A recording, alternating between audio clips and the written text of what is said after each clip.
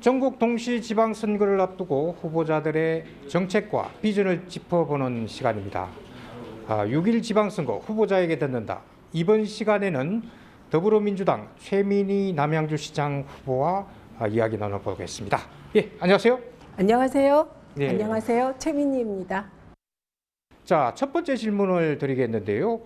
남양주시장 선거에 출마하게 된 이유 궁금하거든요. 출마의 변 간단하게 말씀해 주시죠. 네.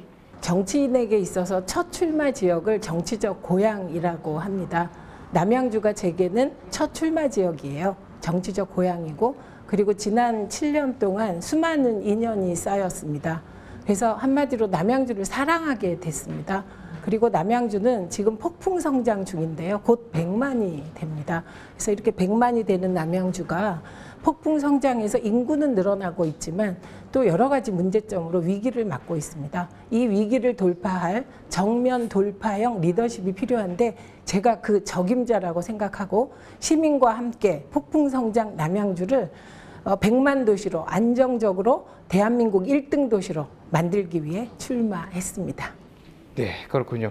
자, 경선 과정을 잠깐 짚어보겠는데요. 당초에는 8명이 출마를 했었는데 이 과정에서도 약간의 불협화음이 좀 있었습니다.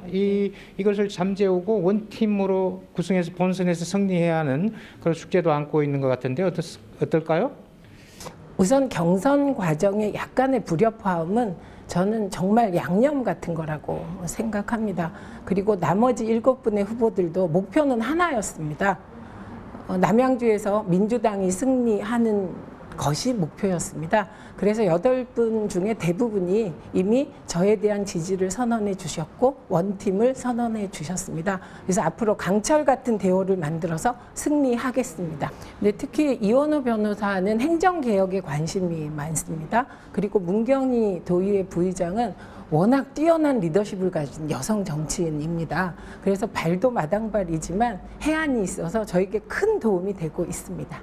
국민의힘 주광덕 후보와 6년 만에 이제 또 재대결을 펼치게 됐는데요. 소감이 어떤지 간단하게 좀 말씀해 주시죠. 리턴 매치 하게 됐습니다. 그리고 저는 그 주광덕 후보가 2016년에 당선되어 국회의원이 됐을 때 저는 억울한 정치 보복 재판을 받아서 어려움을 겪었습니다. 그리고 지난 연말에 복권되어서 출마한 것이기 때문에 어느 때보다 각오가 단단하고 이번엔 반드시 승리해서 시민과 함께하는 일 잘하는 개혁시장이 되겠습니다. 네, 알겠습니다. 자, 이제 본격적으로 이제 공약 이야기를 좀 네. 해봐야 될 것 같은데요. 많은 공약을 이제 제시를 하셨는데 네. 다 들을 수는 없고 대표 공약 한 가지만 좀 우리 유권자들한테 좀 말씀해 주시죠. 네, 첫 번째 제 공약은 시정 개혁입니다.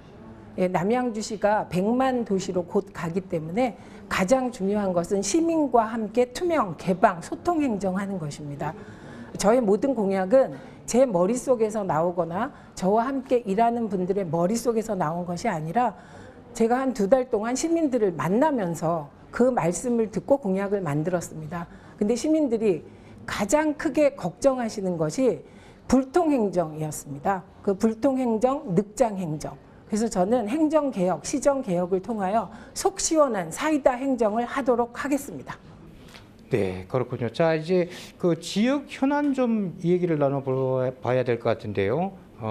남양주시는 왕숙 신도시, 양정 역세권 개발 등 대형 사업들이 많이 있습니다. 앞으로의 그 남양주시 모습을 완전히 바꿔놓을 수가 있는데요. 이 과정에 기업인이라든지 임차인이라든지 아니면은 뭐 원주민들 네. 그 좀 대책이 미흡하다 이런 이야기들이 많거든요. 여기에 대해서 혹시 생각하신 게 있나요? 그러니까 남양주의 기회 요인이 대형 국책 사업입니다. 대형 국책 사업이 들어오게 되면 정부 투자가 집중되게 됩니다. 그리고 도시 자체가 개발되게 되기 때문에 기회이긴 한데 그것이 남양주 전 지역의 국책 사업이 들어오는 것이 아니라 사실 특정 지역에 들어오게 됩니다. 그러다 보니 지역 간 불균형 발전에 대한 우려도 큽니다. 그리고 두 번째 위기 요인이 되는 것은 이게 쉽게 얘기하면 땅값을 보상해야 되지 않습니까? 근데 그 과정에서 반드시 갈등이 일어나게 되어 있습니다. 그래서 이럴 때일수록 소통형 리더십이 필요하고 중재형 리더십이 필요하다 이렇게 봅니다. 그래서 저는 20년간 시민사회 활동을 하면서 정말 수많은 중재와 협상과 타협을 해보고 성과를 냈습니다.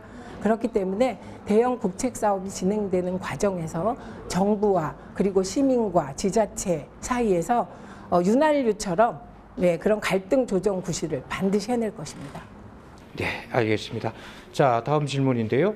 남양주시는 6호선 노선 변경과 평내 호평동 하수처리장 설치 문제 등 그동안에 많은 갈등이 있었었거든요. 네. 그래서 이런 갈등을 좀 해결할 수 있는 대안이 있는가 이런 걸 한번 여쭤보고 싶습니다. 네, 대안 있습니다.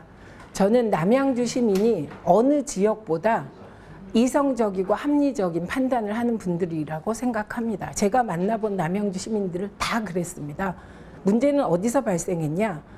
정책을 결정하는 과정에서 불통행정, 이것이 문제였습니다. 그래서 있는 대로 자료를 투명하게 개방하고 거짓말하지 않고 그리고 모두가 남양주라는 기준, 남양주 발전과 남양주 통합이라는 기준을 놓고 머리를 맞대면 반드시 길이 나옵니다.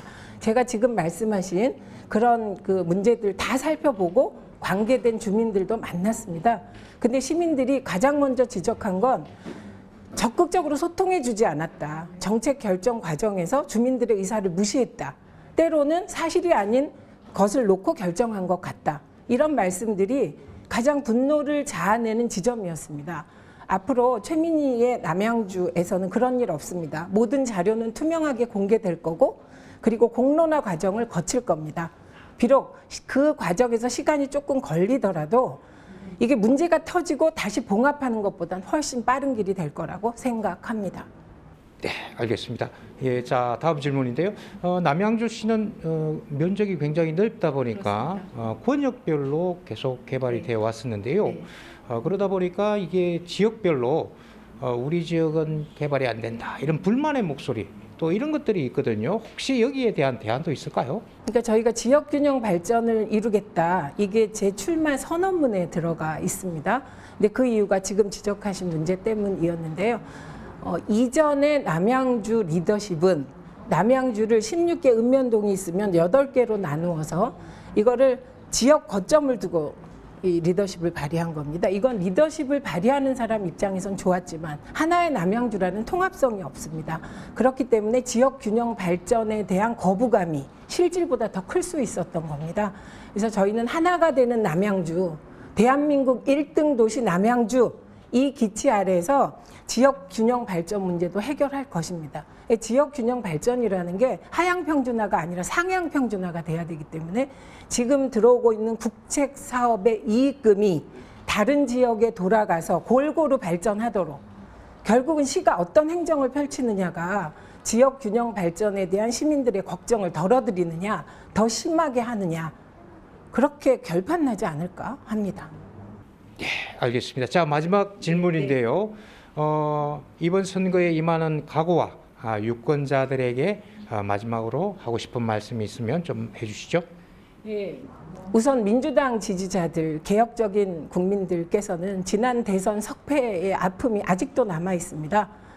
제가 남양주에서 승리해서 그 아픔 씻어드리겠습니다. 그리고 저는 개혁적이며 유능한 시장이 될 것입니다. 그래서 이념과 상관없이 여야와 상관없이 남양주를 대한민국 1등 도시로 만들어서 보수적인 지지자, 심지어 주광덕 후보와도 협치할 것입니다. 그래서 반드시 폭풍성장 남양주를 시민과 함께 대한민국 1등 도시로 만들겠습니다. 오늘 말씀 감사드립니다. 고맙습니다. 자, 지금까지 남양주시장 선거에 나서는 더불어민주당 최민희 후보를 만나봤습니다.